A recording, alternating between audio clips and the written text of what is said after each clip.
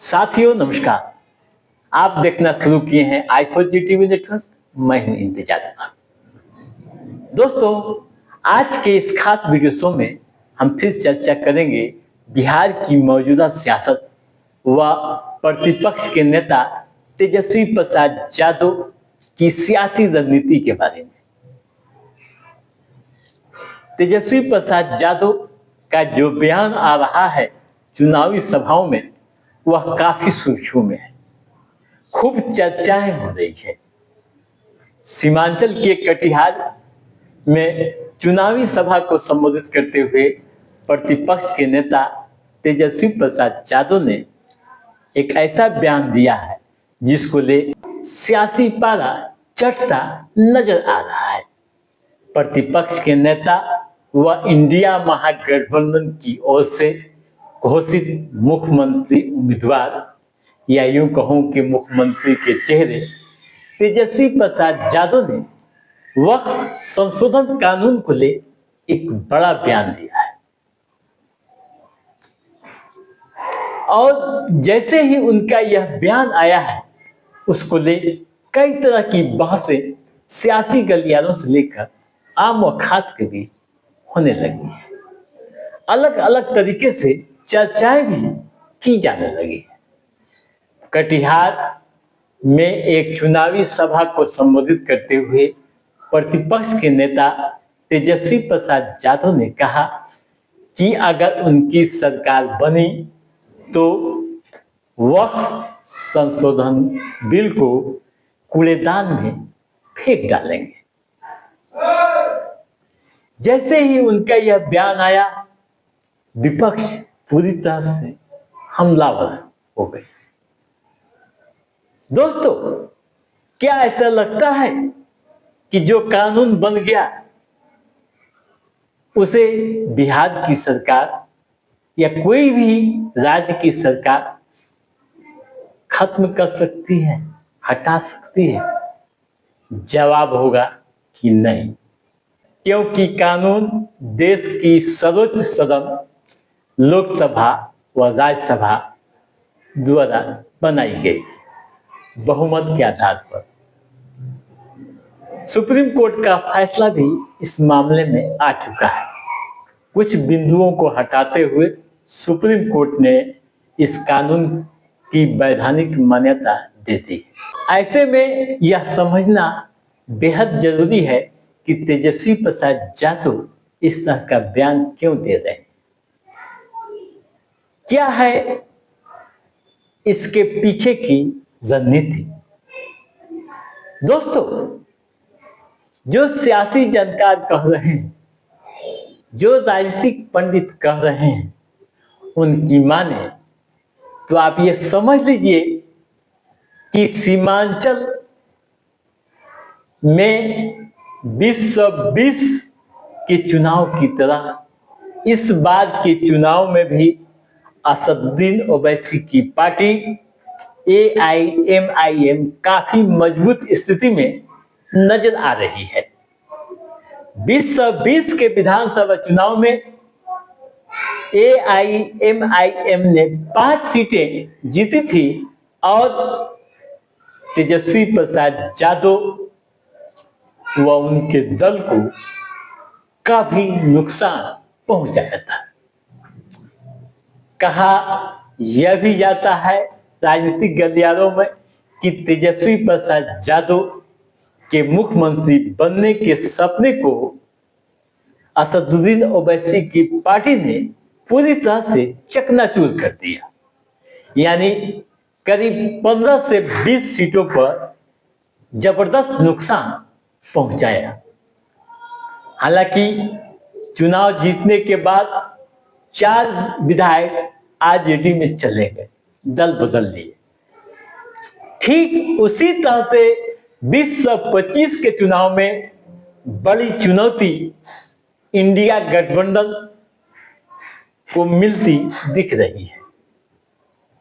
जो भी सभाएं हो रही है, जो भी कार्यक्रम हो रहे हैं, उस कार्यक्रम में जिस तरह के उत्साह, जिस तरह के माहौल होनी चाहिए, वह नजर नहीं आ रहा है, जैसा कि सियासी जानकार कह रहे हैं। दोस्तों, हाल के समय में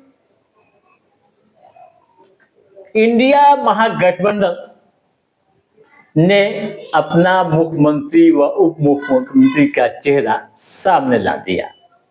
यानी तेजस्वी प्रसाद यादव मुख्यमंत्री के चेहरे बनाए गए, वहीं मुकेश सहनी, जिसे आप सन ऑफ मल्लाह के नाम से जानते हैं, जिस समाज की आबादी बिहार में 2.5 से 3% है, उन्हें डिप्टी सीएम का चेहरा बना दिया गया। और वहीं 18% आबादी वाले समाज के लिए कोई बातें नहीं हुई। डिप्टी सीएम बनाएंगे या नहीं, इस पर कोई बातें उस प्रेस कॉन्फ्रेंस में नहीं देखी।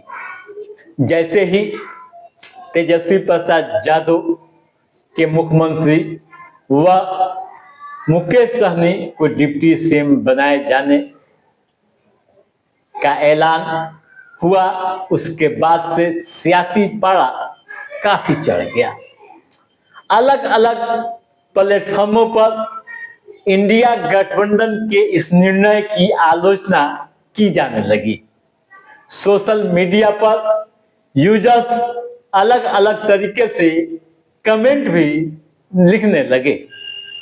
यानी जिनकी आबादी 15% है वे मुख्यमंत्री बनेंगे, जिनकी आबादी 2.5 से 3% है वे डिप्टी सीएम है होंगे, और जिनकी आबादी 18% है बिहार में, वोट बदलने, समीकरण तैयार करने में जो समाज ताकत रखता है, वो समाज के लोग चेहरे देखेंगे, यानी दरी बिछाएंगे।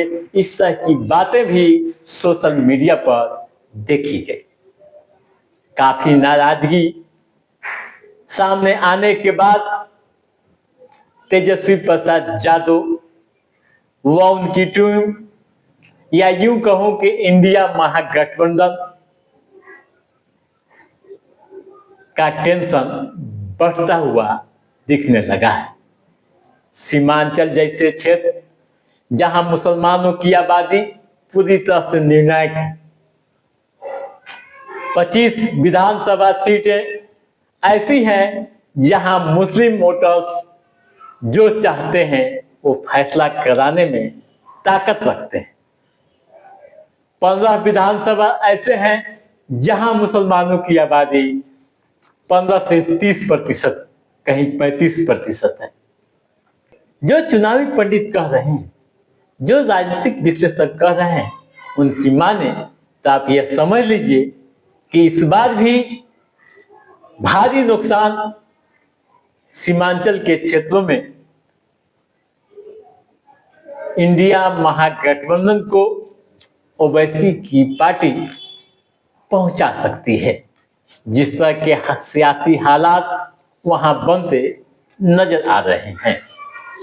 वैसे दोस्तों, अभी चुनाव में समय है, क्या होगा यह देखना दिलचस्प होगा, लेकिन इतना आप समझ लीजिए कि मुस्लिम वोटरों को लुभाने के लिए, मुसलमानों की भावना को जगाने के लिए तेजस्वी प्रसाद यादव ने इस तरह का बयान दिया है।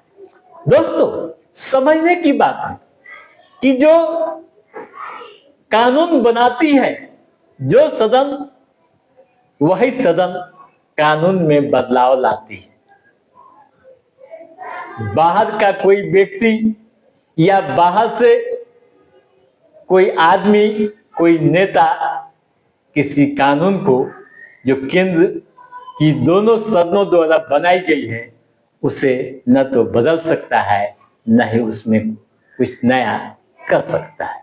हाँ, अगर सदन चाहे बहुमत के आधार पर कानून में बदलाव किए जा सकते हैं, हटाए भी जा सकते हैं। तो दोस्तों, आज के इस एपिसोड में बस इतना ही। कैसा रहा हमारा ये एपिसोड और आप इस मामले में क्या सोचते हैं, आप हमें लाइक और कमेंट करके जरूर बताइएगा। यदि आपने हमारे चैनल को सब्सक्राइब नहीं किया है तो सब्सक्राइब भी कीजिएगा, ताकि इस तरह की महत्वपूर्ण जानकारियों संबंधित, राजनीतिक गतिविधियों संबंधित जो भी अपडेट है उसे हम समय समय पर आपके बीच पहुंचाते रहेंगे। तब तक आप अपने दोस्त को दीजिए इजाजत। नमस्कार।